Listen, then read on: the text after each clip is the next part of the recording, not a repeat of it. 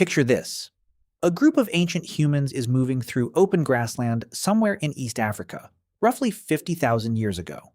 The experienced adults at the front are reading the landscape with the focused, economical attention of people who have been doing this their entire lives, tracking wind direction, scanning for movement, conserving energy with the practiced efficiency of people who understand that every calorie spent is a calorie that needs replacing.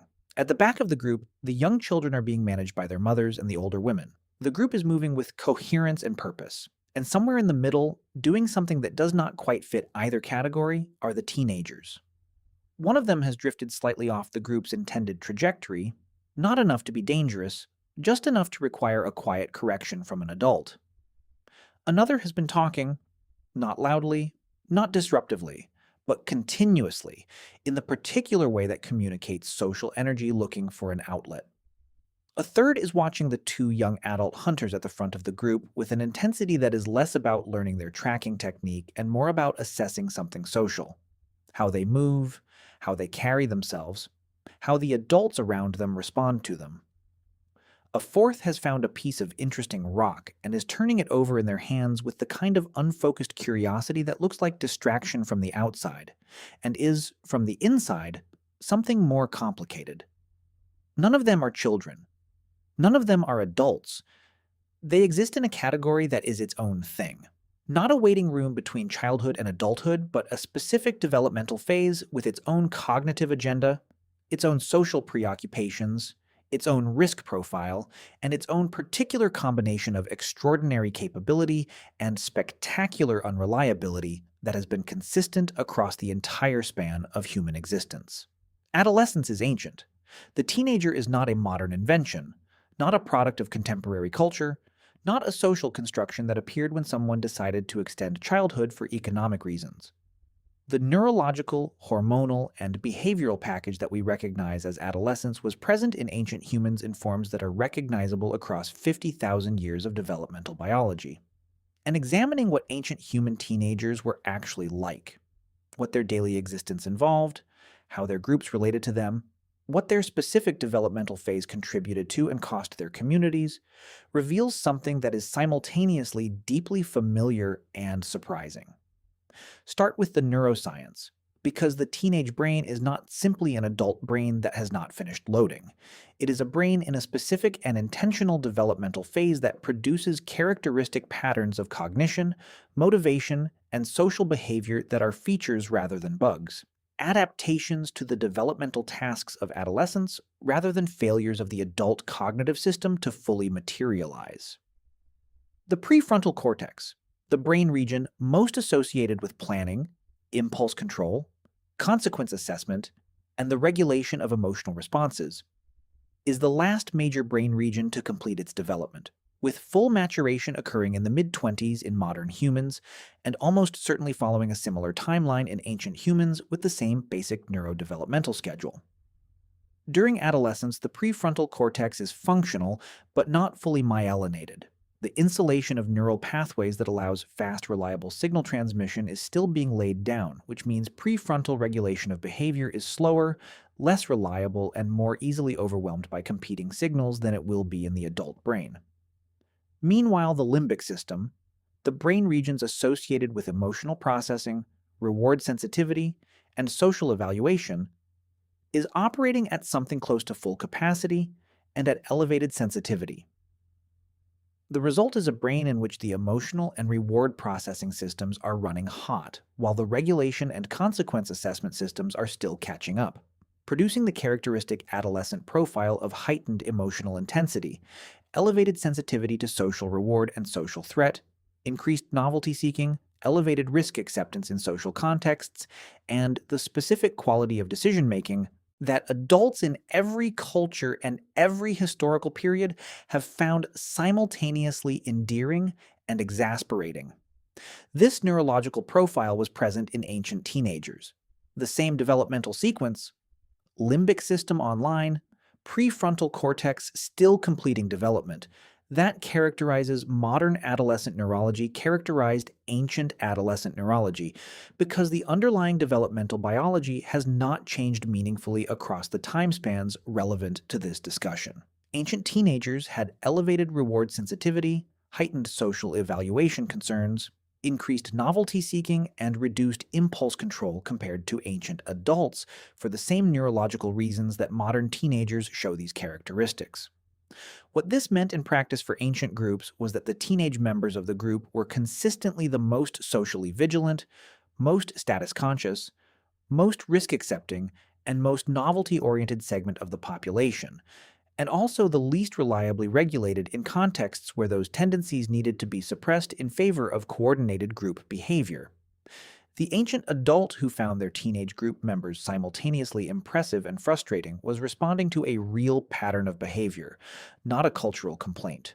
The social dimension of ancient adolescence was the most consequential for daily group life, and it operated through mechanisms that are recognizable across cultures and time periods because they are rooted in developmental biology rather than cultural variation. Adolescence is the life phase during which social identity formation is the primary psychological task. The period when the individual transitions from a social identity defined primarily by family and birth group membership to a social identity that includes peer relationships, personal characteristics, and the individual's position in the broader social hierarchy beyond the immediate family. This identity formation process in ancient teenagers was not an abstract psychological exercise. It had immediate practical social consequences in the context of small group life, where social position determined access to resources, mates, coalition partners, and the full range of social goods that group membership provided. Ancient teenagers competing for social position within the peer group, establishing their individual identity and reputation, navigating the complex social landscape of a group where every relationship had history and implications. This was not adolescent drama in the trivial modern sense. It was the work of establishing the social foundation that would determine the individual's life outcomes in a community where social standing was survival relevant.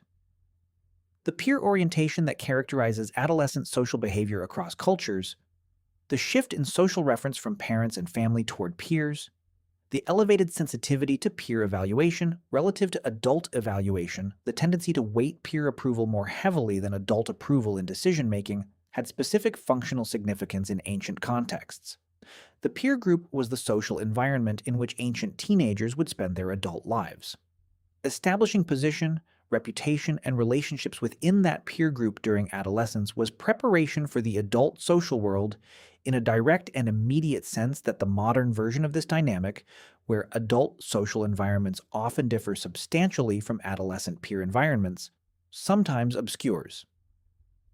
Ancient teenagers were, by the standards of their neurological development and their social context, doing exactly what they were biologically programmed to do: prioritizing peer relationships, seeking social recognition, taking risks in social contexts, and pushing the boundaries of what the adult structure of the group permitted, because all of these behaviors served the developmental goal of establishing an independent adult social identity.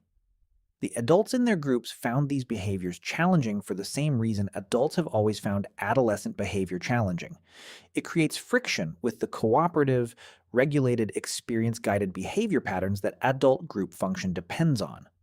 The risk-taking profile of ancient teenagers was one of the most practically significant aspects of their developmental phase for ancient group life, because ancient risk-taking had direct physical consequences, rather than the more mediated consequences that modern adolescent risk-taking often produces.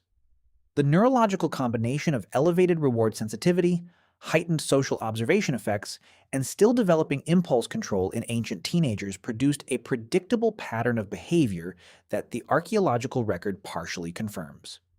Young adult males, specifically, show elevated skeletal trauma rates compared to older adults, with injury patterns consistent with high-risk hunting behavior, intergroup conflict, and the close-range prey contact that suggests hunting escalation beyond what was strictly necessary. This elevated risk profile was not purely costly to ancient groups. The same novelty-seeking, risk-accepting behavioral profile that produced elevated injury rates in ancient teenagers also produced some of the most significant expansions of ancient human capability and range. The individuals most likely to attempt a new hunting technique, to explore an unfamiliar territory, to try a novel approach to an existing problem, to initiate contact with an unfamiliar group rather than defaulting to avoidance. These were disproportionately adolescents and young adults whose neurological profile made novelty attractive rather than threatening, and made the social recognition of successful innovation a powerful motivator. By the way, if you want to go even deeper into the secret lives of ancient humans, I just launched a full course called The Secret Lives of Ancient Humans. 10 modules, 3+ hours of content covering everything we never talk about on YouTube. What they feared, how they communicated, what hunted them, and much more. Plus an exclusive PDF guide included. Link in the description. See you inside. The geographic expansion of ancient humans across the globe, the remarkable spread of our species across the full range of habitable environments on Earth within a relatively brief period of evolutionary time, almost certainly depended on the contribution of the adolescent behavioral profile to population-level exploration and range expansion. The teenage tendency to push boundaries, to find the edge of the known territory interesting rather than alarming, to prioritize the social recognition that comes from doing something new over the comfort of established patterns. At the population level, this tendency was exploration. It was the behavioral engine that drove ancient humans into new environments and forced the adaptive responses that produced the cultural and technological diversity of the ancient human world. The learning dimension of ancient adolescence is worth examining specifically because it operated differently from both childhood learning and adult learning in ways that had functional significance for the group. Ancient children learned through observation, imitation, and direct participation in simplified versions of adult activities, the gradual apprenticeship model that characterizes childhood skill acquisition across cultures. Ancient adults maintained and refined established skill sets while contributing primarily through accumulated experience and expertise. Ancient teenagers occupied a specific learning niche that neither childhood nor adulthood filled. The adolescent brain's elevated novelty-seeking and heightened sensitivity to social reward produced a learning style oriented toward experimentation, toward testing the limits of established approaches, toward the kind of creative exploration of possibility space that can identify improvements to existing techniques that expert practitioners have stopped looking for because they are too familiar with current methods. Ancient teenagers learning to nap flint were not simply replicating adult techniques, they were experimenting with variations, sometimes producing inferior results, occasionally discovering improvements, and doing so with a motivation structure that adult expertise had moved away from. The combination of sufficient skill to produce meaningful variations with insufficient expertise to have settled into established patterns is, from a technological innovation standpoint, a productive state. The most significant advances in ancient tool technology may well have disproportionately originated in the experimental work of adolescent learners who had not yet been fully socialized into the established approach. The adult expert who had been making a certain type of flint tool successfully for 20 years had strong reasons to maintain the established approach. The teenage learner who had been making tools for 3 years had more neurological room to try something different. Physical development during ancient adolescence created a specific transition period that the group had to accommodate. Ancient teenagers were experiencing the hormonal and physical changes of puberty, rapid growth, developing, adult physical capability, the hormonal changes that drove social and sexual behavior in new directions, against a backdrop of group life that had specific roles and expectations for children versus adults. The transition between these categories in ancient groups was not the extended, somewhat ambiguous transition that modern adolescents navigate. It was marked more clearly by physical changes and by formal and informal processes that acknowledged the transition and structured the teenager's changing role within the group. Initiation practices, the formal recognition of the transition from childhood to adult status, appear in the cultural record of human societies across the full range of geographic and temporal distribution that allows cultural practices to be studied. Their near-universal presence across otherwise diverse cultures suggests they were filling a social function that was broadly needed rather than being a specific cultural invention. For ancient teenagers, the acknowledgement that their status was changing, that they were no longer children and were beginning the process of becoming adults, was not simply a social ceremony. It was a restructuring of the relationships and expectations that organized their daily lives, and it came with both new capabilities and new obligations that changed the nature of their participation in the group. The sexual dimension of ancient adolescence was immediate and social in ways that modern contexts have mediated through age segregated institutions and extended education timelines. Ancient teenagers who had completed puberty were, from the reproductive biology standpoint, capable of adult reproductive participation. And in ancient groups where reproductive success was among the most significant determinants of individual lifetime outcome, the transition to reproductive eligibility was a significant social event regardless of age. The social navigation of this transition, establishing oneself as a desirable partner, managing competition with same-sex peers, navigating the attention of older adults, was a central preoccupation of ancient teenage social life in ways that the physical realities of ancient group demography made immediate rather than deferred. The relationship between ancient teenagers and the older adults in their groups was structured by the same tension that characterizes this relationship across cultures and time periods. The tension between the adult need for regulated, reliable group participation and the adolescent developmental need to push boundaries, establish independence, and test the limits of established authority. Ancient adults who had accumulated experience and expertise relevant to group survival had authority based on that expertise. Ancient teenagers, whose neurological development was pushing them toward independence and self-assertion, were in developmental conflict with that authority. Not because they were defiant by nature, but because the developmental process of establishing an autonomous adult identity required testing the boundaries of established authority as a necessary component of the psychological work being done. The elder members of ancient groups, the grandparents and older adults who were beyond the immediate social competition of the working adults but who possessed the deepest reserves of accumulated knowledge, often served as the primary transmitters of cultural knowledge to adolescent learners in ways that bypassed some of the generational tension between parents and teenage children. The grandparent-grandchild learning relationship appears across cultures as a particularly productive context for knowledge transmission, possibly because the status and competitive relationships that complicate parent-child relationships in adolescence are less acute in grandparent-grandchild interactions, creating more relaxed conditions for the kind of extended, attentive learning that complex skill transmission requires. Ancient teenage girls occupied a specific and particularly complex position in group social dynamics. The onset of puberty and the social transition to adult reproductive status happened earlier for girls than for boys in ancient populations, as in modern ones, creating a period in which young women were navigating adult social expectations around reproduction and partnership, while still in early adolescence neurologically.